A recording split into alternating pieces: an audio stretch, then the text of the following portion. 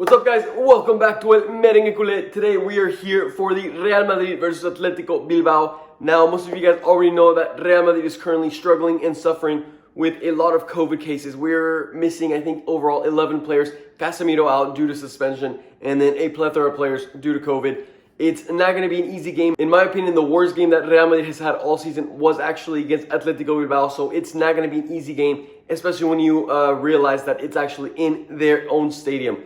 So this could definitely be a high-risk game, tying or even potentially losing. However, right before this game, Atletico Madrid has actually lost their fourth game in a row. It's unbelievable. So this gives Real Madrid a lot of breathing room. Remember yesterday, Sevilla tied against Barcelona. So let's see how this game goes. Without further ado, I'll see y'all at the end of the first half, and let's get to it.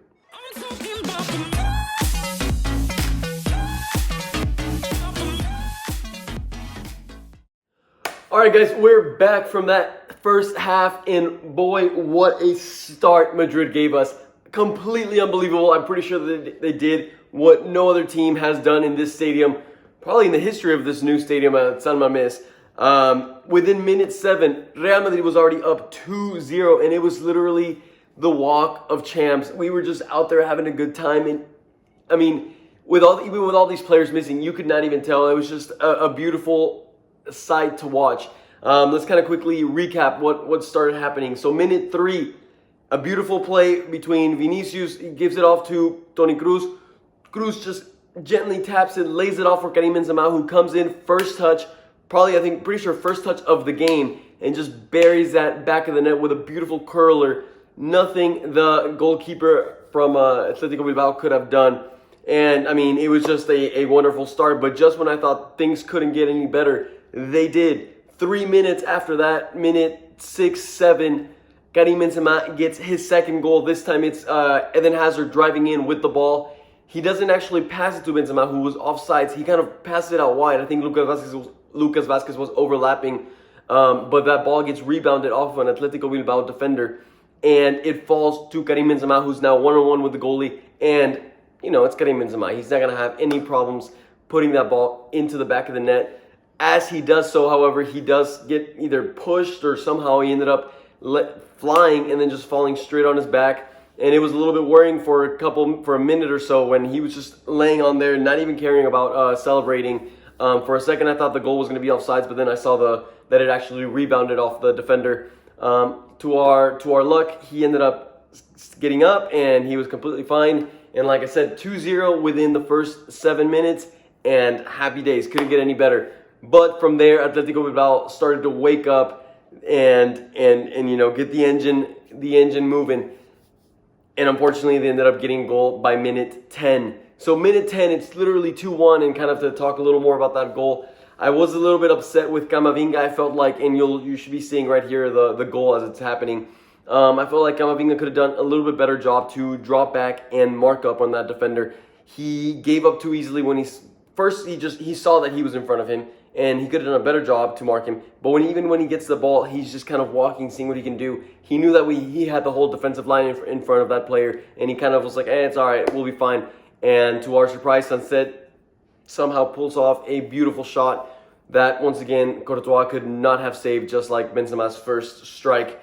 And so now we find ourselves 2-1, and it was like, okay, well, how are we going to approach the rest of the game? Those first 10 minutes, I saw Real Madrid that was very, very, very offensive. You know, they were trying to possess the ball high up in Atletico Bilbao's field, side of the half.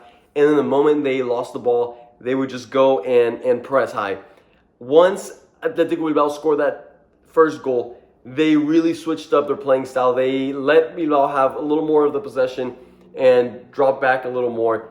As soon as they would win the ball, they would try to counterattack, kind of going off to our formation. So it was very well spoken that Ancelotti kind of alluded to the fact that we'd be going with a 4-4-2.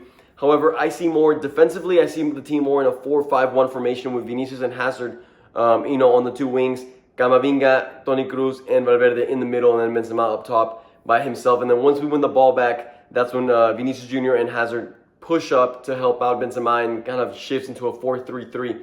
A few more things that I want to talk about is we've only really had another close chance, one more close chance in this half, which was when Eden Hazard was driving down the right wing. essentially, in a sense, one-on-one with the goalkeeper, more from like the side, and he should have been a little more selfish. He should have taken that shot, and I'm pretty sure he could have put it in the back of the net. But instead, he saw that Benzema was open, tried to lay it off, but in the last minute, the Bilbao defender recognized that and actually ended up intercepting the pass, which seemed a bit of a missed opportunity. I mean, it was a missed opportunity, but we could have gotten more out of that play had Hazard been a little more selfish.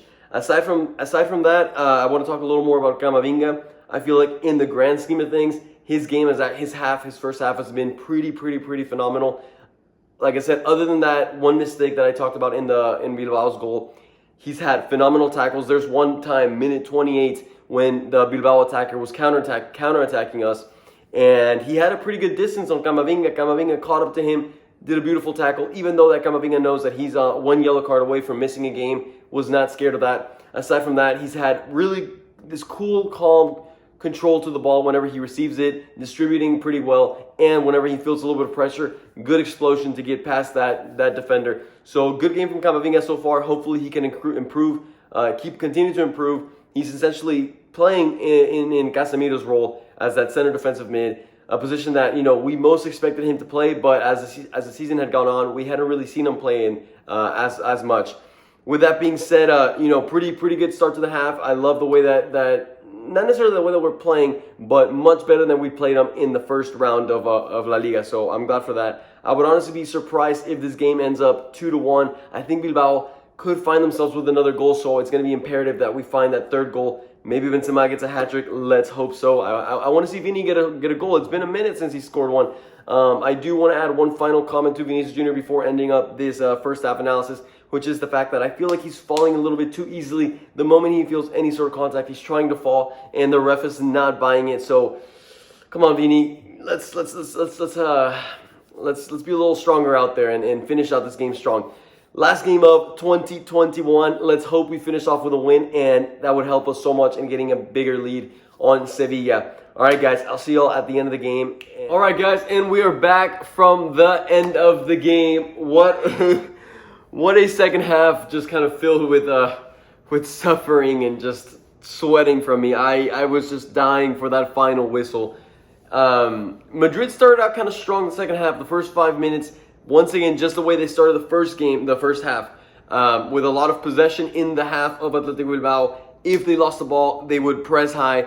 But as soon as those first 5-10 minutes were up, it's like Madrid said, all right, we try to get an early goal. We weren't able to. Time to sit back and hold the lead for as long as we can. In the next 30 minutes, we're going to be extremely filled with suffering and just tension. As Atletico Bilbao started to grow more confident, they were in their own stadium with their crowd roaring for them, and their pressure increased.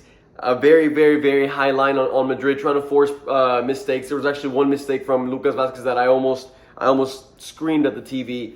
But overall, Madrid was able to weather all that pressure and come out with the victory, which I think is one of the main keys to this squad this year. Their ability to know what to do in certain scenarios, right? They knew that this game was going to be a tough one. They knew that the second half was going to be filled with pressure from Atletico Bilbao, but they know exactly how to manage that. Minute 60, Camavinga does unfortunately pick up a yellow card, which means that he will miss his next game. Luckily, though, we should have Casemiro back by that next game, so it shouldn't hurt us too much. We honestly didn't really create many chances till the very end of the game. There was one shot that we probably had the whole half before that end of the game, which came via Eden Hazard, who took a pretty good left-footed shot. And man of the match, if I would overall give it to Benzema just because he had those two goals. But if it wasn't for Benzema, I would give it to Camavinga, who, like I said, in the first half was phenomenal. He kind of continued that trend in the second half. However, if I really had to give it to a player, I would honestly give it to Atletico Bilbao's goalie, Aguirre. His name is kind of hard. Anyways, he came up with so many big saves towards the end. Like I already mentioned, the one again on Eden Hazard. And in those dying minutes, I want to quickly mention, I'm kind of spinning around, going in circles, but Peter Federico, who finally came in, got his debut for Real Madrid, and had two very good plays. One of them, a very good through ball from Camavinga, once again, to Peter Federico, who was essentially one-on-one with the goalkeeper, but the goalkeeper came out phenomenally and won the ball, that 50-50 ball first. So, Peter got to shoot it, but in that 50-50 battle, when Peter shot it, the goalie was able to save it. And then the second chance came once again through the left side where Peter was. He put in a great cross to Jovic. Literally, Jovic, who had come in later as well for Benzema. Jovic could not be in a better position, and his shot he literally just hit it with his purse straight to the goalie, the weakest shot. And it's like, Jovic, these are the chances that you need to put away. These are the chances that you need to take advantage of so you can start to get more minutes. But instead you go and do that. It makes it hard for Ancelotti to want to trust you. But then again, when you look at Mariano, who also came in, a horrible 6 minutes or 10 minutes that he played. Just about every ball that he got, he would lose. It was pretty horrifying to see. But that was that. Toni Kroos had the 3-1 in the minute 91. Missed it as well. But, well, rather than missed it, once again, the goalie with a phenomenal save. Like I said, he came up so big for Atletico Bilbao, who seems to always have the best goalkeepers. I mean, Kepa at the time was very good. Unai Simon currently, and now this one, it's like they literally are a goalkeeper-producing machine. One final thing I want to say is Courtois. He came up once again big. You know, he has that game-winning save every game that we kind of win when it's close. And it came minute 85. They played a great through ball to Nico Williams, and all he had to do was tap it through Courtois. He does, but Courtois is barely able to close his legs and get that ball, which was just amazing. The final conclusion I want to throw out before ending this video is just the solid defense that we have. It takes a lot for a team to be able to score on us. We are not giving up cheap, easy goals like we have sometimes been known to do. It takes, like I said, it takes a lot from the other teams. Militao is just leading that defense like no other. I'm very happy with the season that he's having and overall his 2021 year. Now that we kind of come to an end, this was the last game for this year for Real Madrid. This probably won't be our last video of the year, but with that being said, I still want to thank you guys, all of you guys, whether you're returning to the channel, new to the channel. We're so happy that El Merengue Culé was able to return after all that drama that we had to go through, you know, mid-year. But with that being said, we get the win. We have a solid. We are the winter champions of La Liga, who 75% of the time ends up being the La Liga champions. Honestly, I cannot see us losing this La Liga at this point with the gap that we have on Atletico Madrid being 17 points, guys. 17-point gap on Atletico Madrid. That's unbelievable. Sevilla, we have, I believe, a 8-point gap. I don't really see Sevilla being the type of team that will start racking up victories and come back. I find it really hard for Real Madrid to lose this La Liga. I would give us a 90 to 95% chance of winning this title. So let's hope that we can make sure we follow through with that in the second half of the season. With that being said, guys, make sure you smash the like button, hit the subscribe, leave your comments down below. And with that being said, a la Madrid.